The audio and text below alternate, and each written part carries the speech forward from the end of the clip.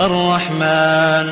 الرحمن ወይም አዛኙ ጌታ አላህ علم القرآن ለፈለገ የሰው ልጅ ቁርአንን አስተማረ خلق الإنسان ሰውንም ፈጠረው علمه البيان የሰው ልጅ በህሊናው የሚያስበውን በአንደበቱ እንዲያስረዳ ገለጻን አስተማረው الشمس والقمر بحسبان ፀሐይና ጨረቃ ያላንዳች መዛነፍ በምህዋራቸው ላይ ይዞራሉ والنجم والشجر يسجدان ኮከብና ዛፍም የሰው ልጅ ሊረዳው በማይችለው መልኩ ለፈጣሪያቸው አላህ ይሰግዳሉ والسماء رفعها ووضع الميزان አላህም ሰማይንም ከምድር በላይ ከፍ አደረጋት በምድርም ላይ የሸሪዓን ህግ ሚዛንን ማለትም ፍትህን አሰፈነ ألا تطغوا في الميزان ይህንንም ሚዛን ማለትም ፍትህን የሸሪዓን ህግን በማዛባት አትጥመሙ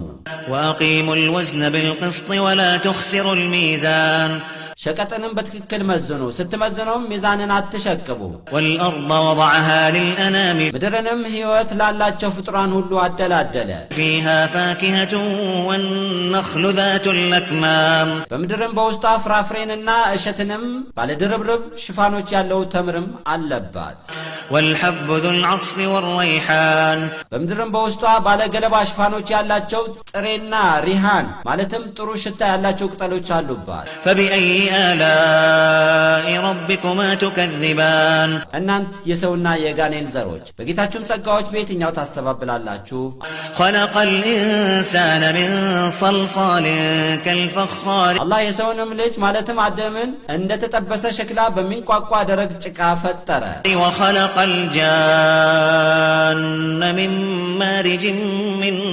نار ጋኔንንም ከነበልባል ከእሳት ፈጠረው فبأي آلاء ربكما تكذبان በጌታችሁም ጸጋዎች በየትኛው ታስተባብላላችሁ رب المشرقين ورب المغربين አላህ በበጋና በክረምት ወይም የምትወጣባቸውና የምትጠልቅባቸው የሁለቱ የተቀራረቡ ምስራቆች ጌታና የሁለቱ የተቀራረቡ ምዕራቦች ጌታ ነው فبأي آلاء ربكما تكذبان በጌታችሁም ጸጋዎች በየትኛው ታስተባብላላችሁ مرج البحرين يلتقيان አላህም የሚገናኙትን ሁለቱን ባህሮች ማለትም ውቅያኖስንና ጨዋማውን ባህር የተወሰነ ክልል ላይ እንዲገናኙ ለቀቃቸው بينهما برزخ لا يبغيان በሁለቱም ባህሮች መካከል ግርዶሽ አለ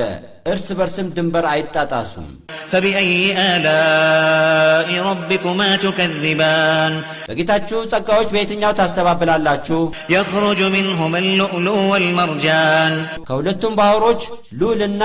የዛጎል ክምችት መርጃ ይወጣል فبأي آلاء ربكما تكذبان በጌታችሁም ጸጋዎች በየትኛው ታስተባብላላችሁ وله الجوار المنشآت في البحر كالأعلام አላህ ያገራቸውና የሚቆጣጠራቸው እንደ ተራራ የገዘፉ በባህር ላይ ተንሳፈው የሚበሩ ስሪቶችን ወይም መርከቦችን አሉት فبأي آلاء ربكما تكذبان በጌታችሁም ጸጋዎች በየትኛው ታስተባብላላችሁ كل من عليها فان በምድር ላይ ያሉት ፍጥረታት በጠቅላላ ጠፊ ነው ويبقى وجه ربك ذو الجلال والإكرام